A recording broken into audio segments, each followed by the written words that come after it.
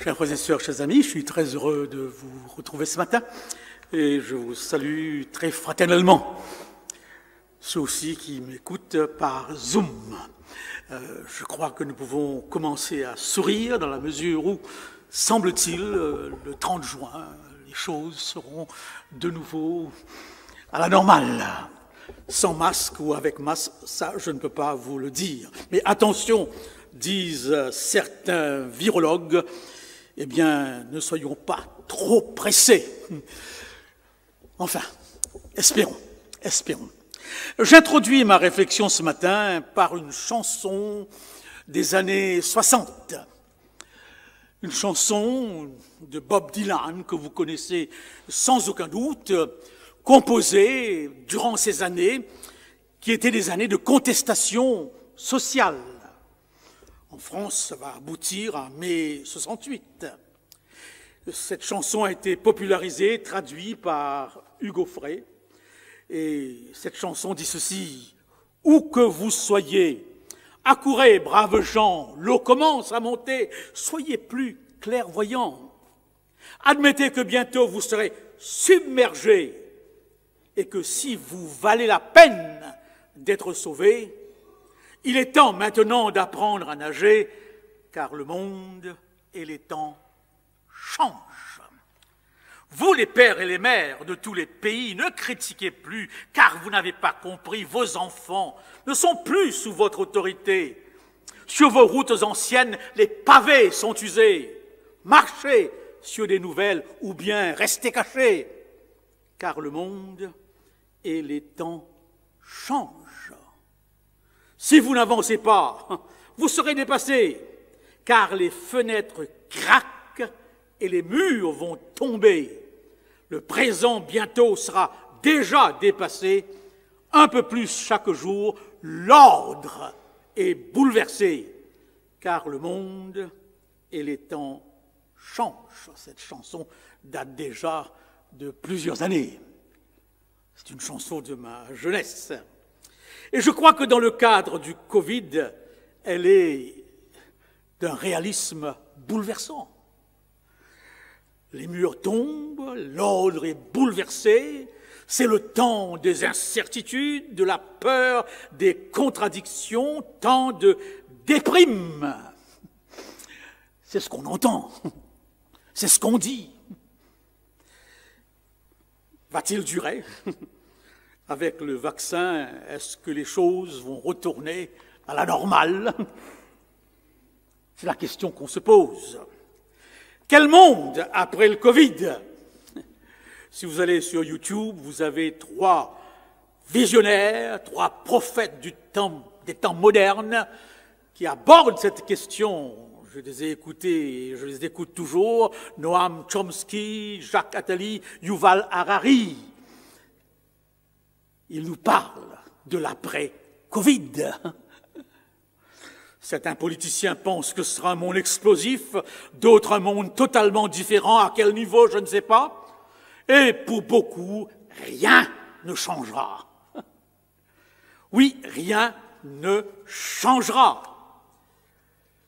Ce n'est pas tellement ma préoccupation, ce qui va changer dans le monde. Sauf dans le cadre prophétique de mes convictions. C'est la question que je me pose et que je voudrais vous poser. Quelle foi adventiste après le Covid ? Quelle foi chrétienne adventiste après le Covid ? Deuxième question, quelle église de Neuilly après le Covid ? Est-ce que la question est pertinente ? Est-ce que la question est pertinente ? 2 ouvrages m'inspirent dans ma réflexion actuelle. 2 ouvrages qui, j'espère, vont paraître sur l'écran, n'est-ce pas ? Un ouvrage du pape François, c'est le temps de changer. Je l'ai lu attentivement. C'est le pape révolutionnaire. Il veut ramener son Église sur des bases évangéliques. Et il propose, dans ce livre, des changements Pas par rapport au monde, par rapport à l'Église catholique. Et je suis impressionné par l'intérêt qu'il porte à la question du changement dans l'orientation de la grande Église. Et bien sûr, le livre d'Edgar Morin qui nous a inspirés par rapport à nos conférences, « Changeons de voie ». Eh bien, quelle est la première attitude vis-à-vis du changement? Première attitude, rien ne change. Du pareil au même. On s'accommode, on s'adapte. En d'autres mots, le Covid sera une parenthèse, tout simplement, sans incidence profonde, même si elle est considérée comme une méga-crise, un bouleversement mondial sans précédent. En sommes-nous conscients? Il m'arrive de me dire, peut-on croire qu'un bouleversement mondial sans précédent n'ait pas d'incidence sur nous, n'ait pas d'impact, soit considéré comme un événement passager, sans importance? C'est une question qui bouleverse. Pouvons-nous ne pas nous remettre en cause, ne pas nous questionner par rapport à ce que nous vivons? Nous sommes dans une société de sondage, de mesures, d'études d'impact sur le court et long terme. Et je me pose des questions sur l'impact de ce Covid.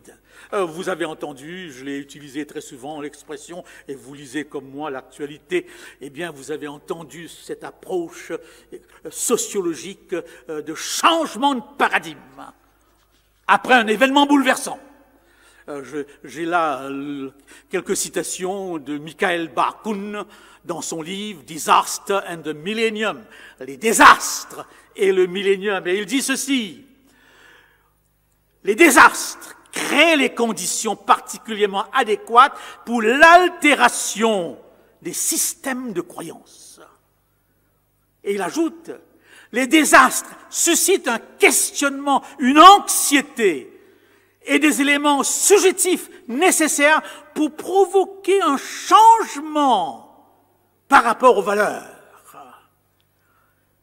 Eh bien oui. Et alors, dans ma réflexion, je me suis interrogé et je me suis demandé, est-ce que Tchernobyl, désastre national, régional, inimaginable, a changé quelque chose?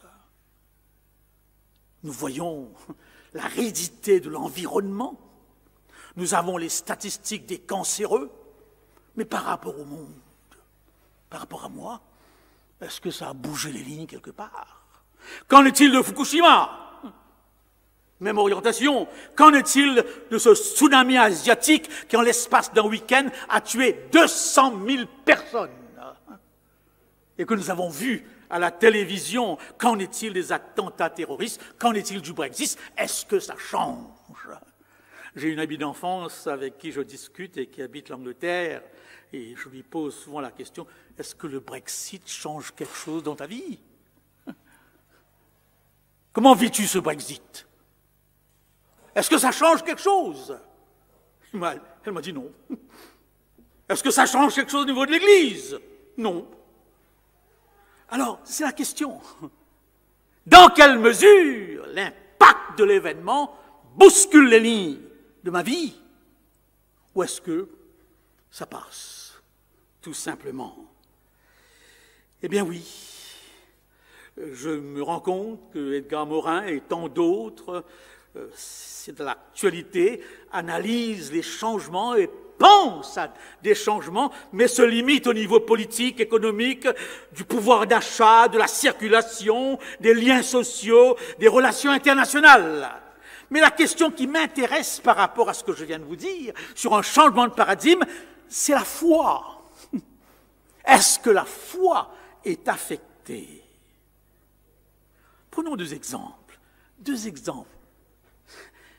Et vous êtes au courant de ces exemples.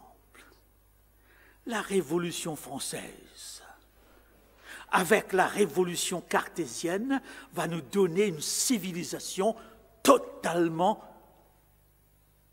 sans Dieu.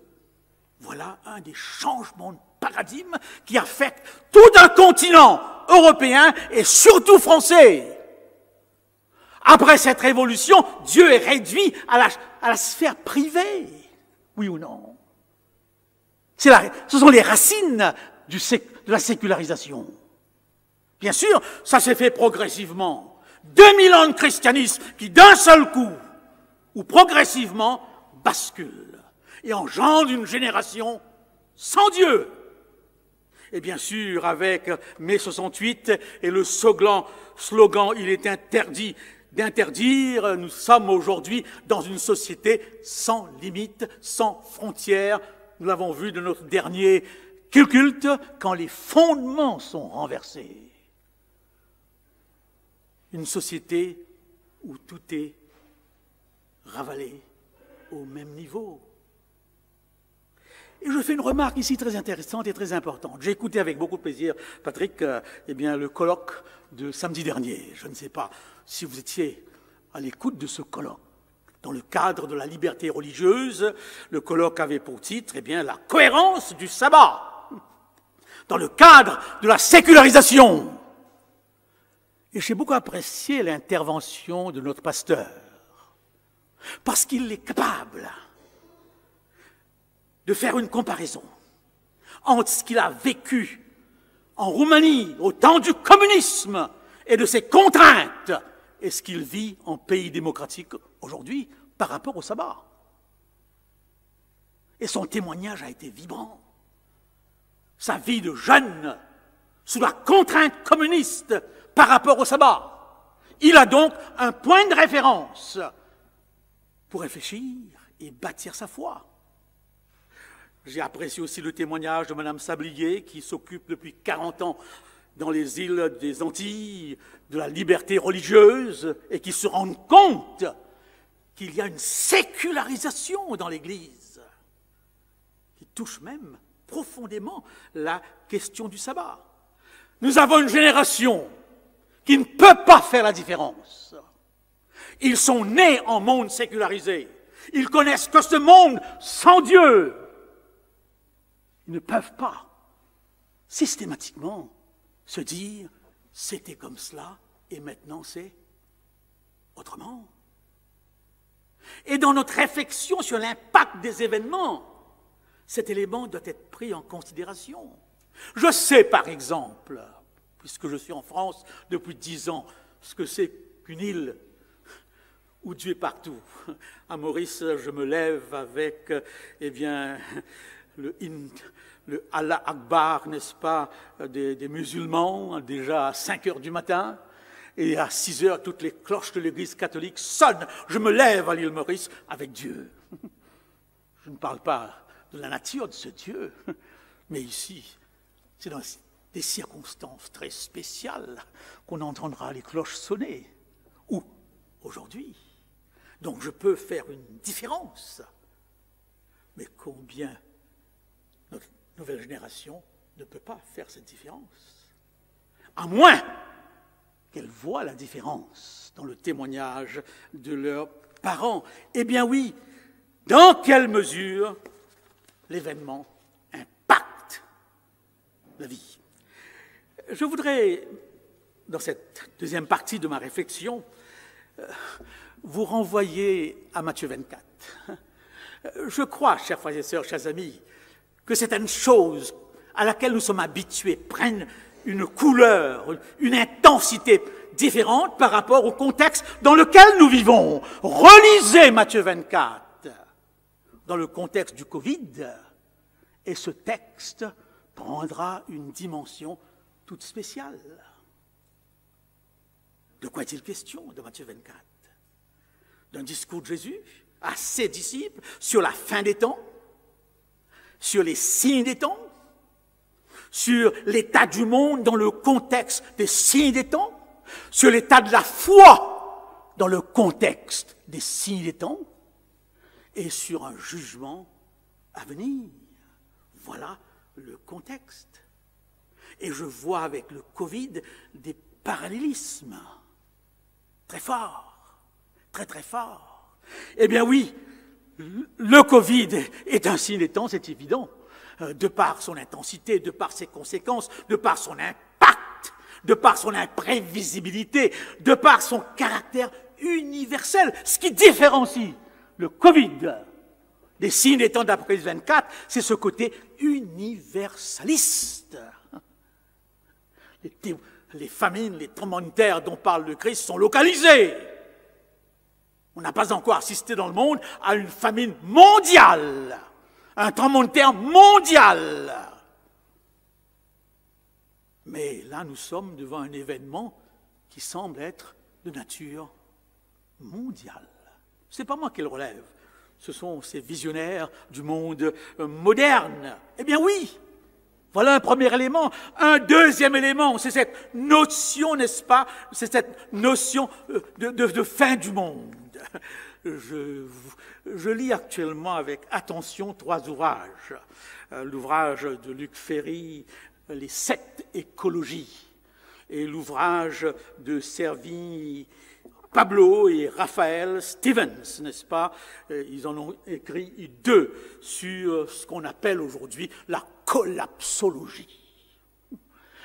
Je suis à la retraite, je suis confiné, je n'ai pas développé des passions pour le jardinage, la musique, la peinture, que sais-je, ni même le jogging. Donc mon temps se passe dans la réflexion et dans la lecture par rapport à ma vocation, et je réfléchis actuellement sur la notion d'eschatologie, les fins dernières, l'eschatologie séculière, l'eschatologie scientifique, l'eschatologie des religions non chrétiennes, hindouisme, islam, l'eschatologie biblique et l'eschatologie des églises chrétiennes, catholiques, protestantes, charismatiques, évangéliques et adventistes. Toutes les idéologies ont un scénario de la fin. Surtout en Occident, qui part du principe que nous sommes dans une évolution linéaire du monde. Il y a eu un commencement, il y aura automatiquement fin. Est-ce qu'il y aura recommencement? C'est autre chose. Alors, d'ailleurs, vous avez un mot que vous connaissez très bien maintenant, grâce à la traque de l'homme des Cévennes, qu'on n'a pas encore, si je ne me trompe, arrêté. Je n'ai pas après connaissance des informations. Le mot survivalisme, voilà un mot. Les adventistes connaissent ce mot. Fouillez les villes. Faites votre petit jardin afin de pouvoir vous approvisionner lors des catastrophes. Vous connaissez bien cette philosophie qui est basée sur les de prophéties. Eh bien oui, cet homme qui court, est-ce un survivaliste? Semble-t-il, dans la mesure où il était exercé à vivre dans les conditions extrêmes. Mais il n'est pas associé à des mouvements survivalistes, très communs aux États-Unis, mais qui existent aussi en France. Mais le deuxième mot, collapsologie, est de plus en plus en vogue. Et si Luc Ferry prend soin d'analyser 2 livres, n'est-ce pas, écrits par ces collapsologues, du mot anglais to collapse, s'effondrer, tomber en bloc massivement, où les conditions de vie convergent pour une destruction massive. Si Luc Ferry prend soin d'analyser cette idéologie, c'est qu'elle prend de l'importance de plus en plus. Et le Covid est le terrain propice pour toutes les théories complotistes et pour toutes les théories eschatologiques. Laissez-moi tout simplement vous lire dans la première page un texte qui vous situe de quoi je parle. Le texte est intéressant parce qu'il est signé par Michel Rocard. Ce n'est pas un farfelu, n'est-ce pas? Les catastrophes écologiques qui se préparent à l'échelle mondiale dans un contexte de croissance démographique, les inégalités dues à la rareté de l'eau, la fin de l'énergie, bon marché, la raréfaction de nombre de minéraux, la dégradation de la biodiversité, l'érosion et la dégradation des sols, les événements climatiques extrêmes, on en parle depuis 1970. Le premier livre que j'ai lu à ce sujet avait pour titre « Le jugement dernier » par Gordon Rattray Taylor. N'est-ce pas? Et je continue. Elles ébranleront les équilibres géopolitiques et seront source de conflits. L'ampleur des catastrophes sociales qu'elles risquent d'engendrer et par le passé conduit à la disparition de sociétés entières. Et j'ai noté, j'ai souligné la dernière phrase, qui a un goût d'apocalypse. Pris de panique, c'est Rocard qui parle. L'Occident transgressera ses valeurs de liberté et de justice. Quand nous en parlons en tant que pasteurs, nous passons pour des gens, ça veut dire de quoi vous parlez. C'est cet homme qui dit, dans un contexte de panique, préparez-vous à un totalitarisme. Les hommes rendront l'âme de terreur, dit le Christ. Nous ne sommes pas encore là. N'est-ce pas? Eh bien oui. C'est dans l'air du temps. Je crois vous avoir raconté dans un sermon combien, après une conférence sur la fin du monde, dans tous les journaux locaux, surtout un qui était très anti-secte, eh bien, mon père a été accusé de faux prophète. Méfiez-vous des faux prophètes. C'était en 1963, si je me trompe. Et je lisais ça dans les journaux le matin en allant à l'école, et mes petits copains qui me disaient « Hé, ton père, faux prophète ». Voyez-vous ? J'étais traumatisé, franchement vous dire. Et il y a quelques années, je suis retourné à Maurice, j'ai fait une série de conférences du même type, mais sur mon affiche, j'avais un coucher de soleil. Et un journaliste a trouvé nécessaire de me qualifier de prophète pessimiste, prophète de malheur. Mais comme le fait remarquer Umberto Eco, écrivain mort il y a quelques années, n'est-ce pas, et dans un livre « Entretien sur la fin du monde », ce ne sont pas les églises qui parlent de fin du monde aujourd'hui, c'est la société sécularisée. Les églises se taisent là-dessus. C'est la société sécularisée qui en parle. Et d'ailleurs, je vous ai présenté ces livres. Chers frères et sœurs, chers amis, intéressant cette époque dans laquelle nous vivons. N'est-ce pas? Eh bien, que dit le Christ sur la situation du monde? Après avoir présenté ces tableaux de signes des temps, oui, ce sera un monde dominé par l'excès du manger, l'excès du boire, qui se marient et marient leurs enfants. Et lorsque l'apôtre Paul, dans 2 Timothée, parle de la fin des temps, il n'aborde pas ce côté catastrophique, il aborde seulement le côté moral. Vous connaissez le récit. Les hommes seront fanfarons, amis de l'argent, amis du plaisir. J'ai entendu plusieurs fois nos journalistes très connus de C'est dans l'air, de Pascal Pro, RMC News, 22h Max. Je les écoute parce qu'ils me donnent ce que pense la société de ce qu'elle vit. Eh bien, j'ai entendu très très souvent, bientôt nous retournons à la normale. C'est quoi la normale? Ouverture des bars, ouverture des magasins, ouverture des concerts, ouverture des théâtres, ouverture des cinémas, ouverture des boîtes de nuit. Voilà la normale. Je peux comprendre que les gens addictés à tout cela sont en situation de déprime, n'est-ce pas? Oui, dit Luc, excès, plaisir, n'est-ce pas? Donc nous sommes dans un contexte dont parle le Christ. Et s'il y a une chose dont parlent ces collapsologues, n'est-ce pas?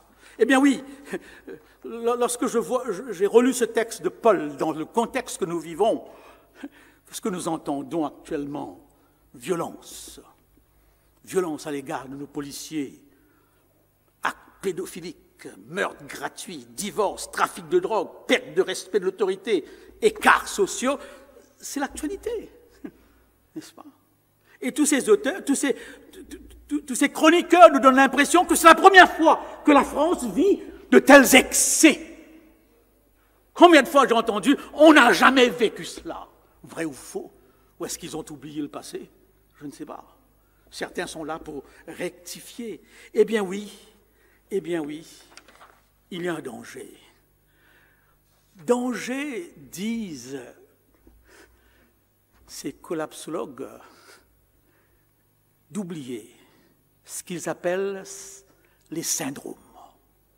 Et dans un chapitre, ils parlent de certains syndromes.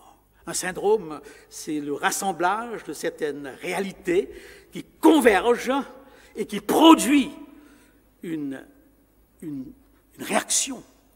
Maladie, je crois, dans le domaine médical et dans le domaine politique, social, religieux, c'est autre chose. Et lorsqu'on parle de syndrome, on parle bien sûr, par exemple, au syndrome de l'île de Pâques. C'est quoi? Vous avez vu ces grosses statues, immenses, gigantesques. Comment a-t-on fait pour les emmener au haut des collines? Pas de technologie, la force des bras, mais inimaginable. On a rasé toutes les forêts de ces îles pour pouvoir faire rouler ces mastodontes jusqu'au sommet. Voilà. Et le syndrome de l'île de Pâques, c'est le syndrome d'un pays qui rase ses forêts, qui détruise ses bases pour un objectif. Et là, l'objectif est religieux. Chaque tribu vainqueur voulait construire un monument à son Dieu le plus élevé que l'autre. Et on le rappelle. Deux historiens très connus, Gibbons et Tocqueville, parlent du syndrome de la chute de l'Empire romain. Oui, Rome n'est pas tombée par rapport aux invasions barbares, comme nous le disons dans notre explication de Daniel 2. Il n'y a eu que 3 nations barbares qui ont envahi Rome. Rome est tombée à la suite de sa décadence morale, de son relâchement moral. Ça, c'est le syndrome, de Rome. Et comment ne pas rappeler tout simplement et très rapidement ce syndrome que nous avons vu très souvent sur l'écran, le syndrome du Titanic, le plus grand paquebot qui ait jamais flotté sur l'océan, 2358 personnes, dont 706 émigrants qui vont vers la terre promise. Il est incoulable. Et le 13 avril 1912, quelque chose qu'on ne nous raconte pas tout à fait, à 17h15, Bride, l'opérateur de ce bateau, reçoit de 4 bateaux, le Californian, le Baltique, le Carpathia, l'Olympique, des messages répétés, attention, iceberg. Averti. Mais il était tellement préoccupé à envoyer des messages. Des passagers 3 jours avant à New York, qu'il n'a pas fait attention. On raconte même qu'à un certain moment, il a dit « Ferme-la! Tu embrouilles mes émissions !» Il l'a dit à un de ses messagers. Le syndrome du Titanic, c'est le syndrome de la distraction. Des priorités qui sont autres que l'iceberg menaçant. Et vous connaissez bien l'histoire.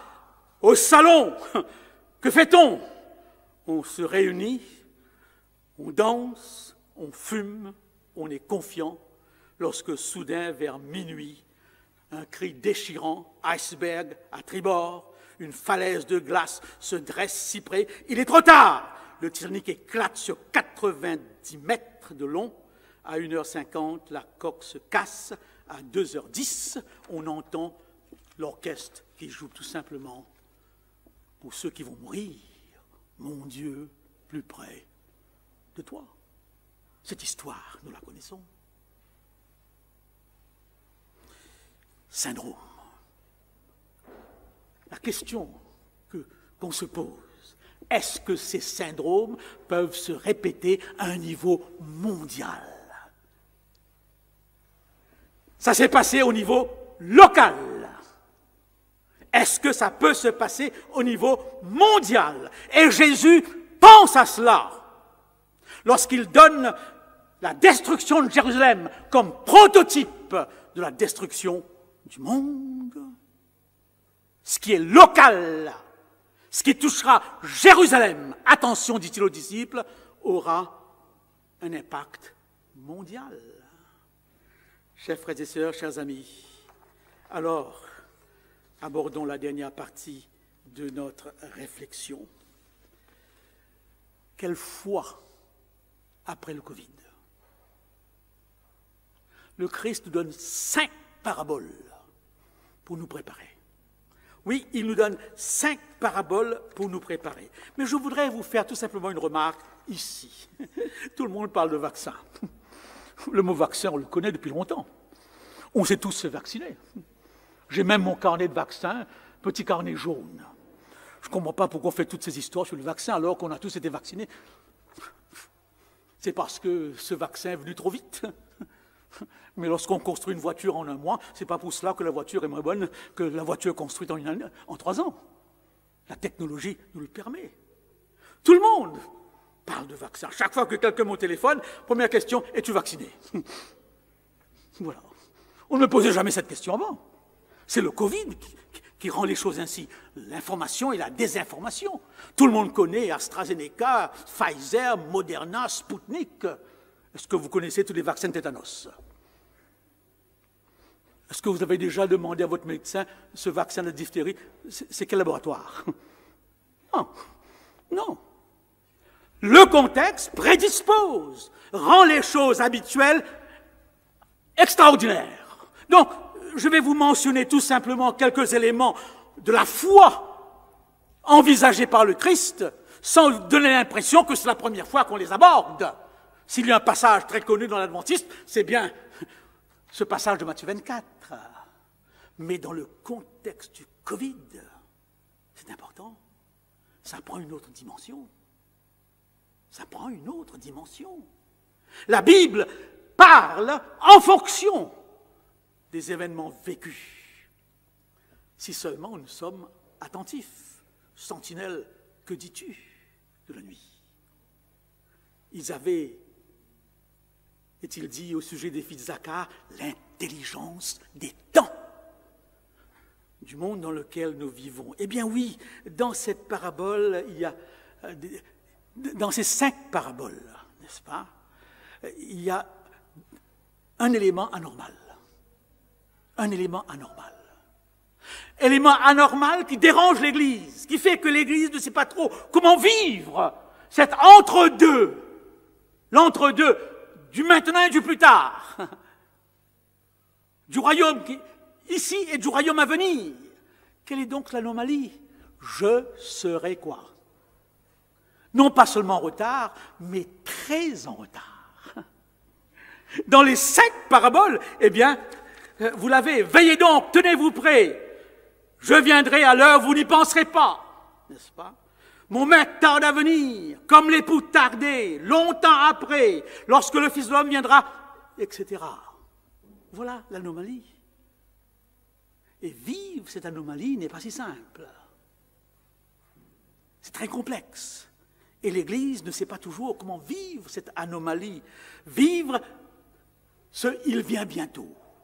La première attitude négative, c'est d'être absorbé à un point par ce retour et d'oublier son présent.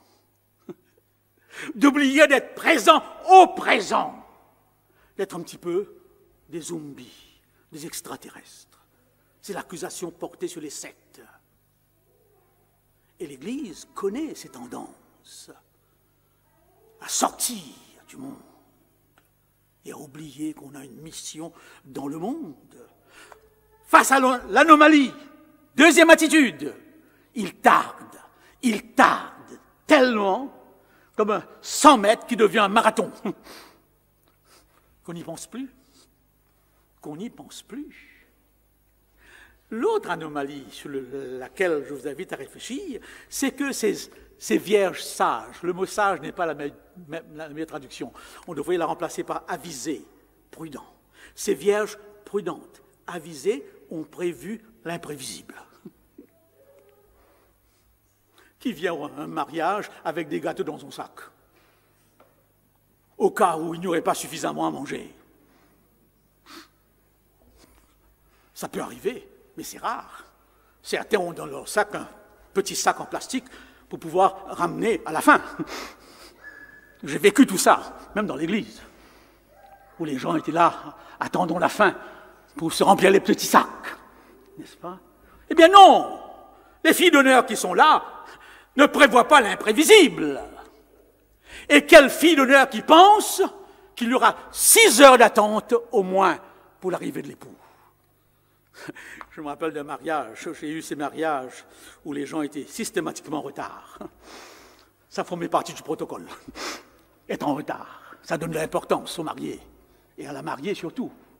Mais une fois, j'ai fait un mauvais calcul, c'était au Canada. J'avais 2 mariages un dimanche. Comment les caser? Et je me suis dit, avec 3 heures ou 4 heures d'intervalle entre les deux, j'ai largement du temps. Mais le premier est arrivé avec 4 heures de retard. Et les 2 mariés, les 2 couples étaient là à la porte en même temps. Ce fut la foire. Mais qui pense qu'il y aura 5 heures, 6 heures de retard?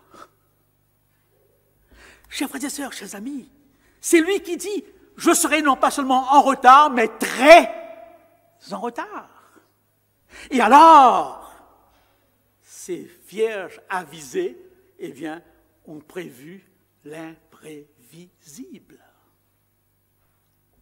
Extraordinaire. Extraordinaire. Chers frères et sœurs, chers amis, quels sont ces éléments de la foi sur lesquels que je ne commente pas? Premier élément, une foi de veilleur, une foi en état de veille, qui vit,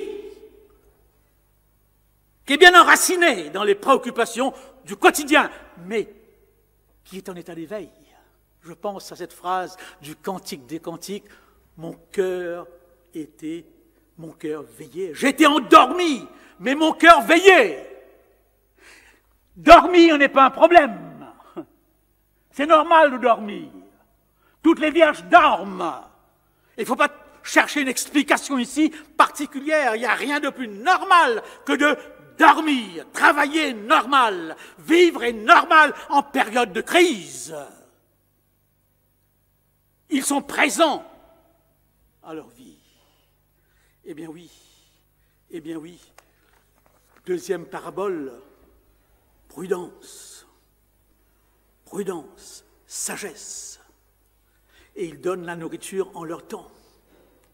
Troisième parabole, ils fructifient leur talent. Ils continuent à vivre au maximum. Quatrième parabole, celle justement des 10 vierges, eh bien, ils ont prévu l'imprévisible. Ils ont prévu l'huile. Et la dernière parabole qui nous rappelle le jugement, ils sont encore connectés à la souffrance humaine, comme le Christ. Alors, un tableau qui vous permet à tous d'évaluer votre foi dans cette période du Covid. Votre foi est-il en état de veille ou en état de pause? En mode avion? Veilleur, que dis-tu de la nuit? Votre foi est-il prudente, sage, prudente, fidèle? Votre foi est-elle une foi travailleuse? Travailleuse, qui fructifie, qui ne se croise pas les bras, bien au contraire. Et votre foi est-elle une foi qui a fait provision? Qui a fait provision? Eh bien oui, en période de crise, prenons-nous du temps pour nous interroger. Examinez-vous, sondez. Et je termine avec Søren Kierkegaard, philosophe existentialiste chrétien. Plus de 150 ans de cela. Je crois vous avoir raconté dans mon premier sermon ici à Neuilly, il y a au moins 50 ans de cela, pas 50 ans, 5 ans de cela, cette histoire de Søren Kierkegaard. Eh bien oui, il a eu un avant-goût du Titanic. C'est pourquoi on l'appelle un prophète des temps modernes. Eh bien, il raconte dans son cahier intime une histoire d'un bateau, un bateau de plaisance avec 1000 passagers à bord. Et bien sûr, à bord, c'est la fête. Le poker, la danse, la musique, la boisson. C'est ce qui se passe, semble-t-il, lors de ces voyages de plaisance. C'est un voyage que j'aurais aimé faire, mais je n'ai pas encore eu les moyens de le faire. Il semble que c'est quelque chose... On est dans un autre monde, semble-t-il, n'est-ce pas? Eh bien oui, c'est la fête. Tout le monde se réjouit. Mais sur le quai, le capitaine est avec son second. Et le second a ses jumelles, braquées sur un petit point blanc à l'horizon. Et le second qui dit au capitaine, voilà, prends les jumelles. Et le capitaine dit, non, je le vois, ce petit point blanc à l'horizon, les icebergs. La nuit sera terrible, 150 ans presque avant le Titanic. Et alors, le capitaine entre dans sa chambre, il ouvre sa Bible, Søren Kierkegaard était chrétien, et il tombe sur ce texte très bouleversant, ce soir même, ton âme te sera redemandée. Et ensuite, il rassemble son équipage et il prépare la stratégie pour faire face à ce petit point blanc. Kierkegaard fait une pause dans sa description et il nous raconte de nouveau la scène. Bateau, passagers, fête à bord, mais à la différence que cette fois-ci, c'est le capitaine lui-même qui fête le plus. C'est lui, le pilote, qui boit, qui danse et qui est complètement ivre. Mais sur le quai, dit Kierkegaard, se trouve un homme ordinaire, sans aucune expertise, et lui seul voit le petit point blanc à l'horizon.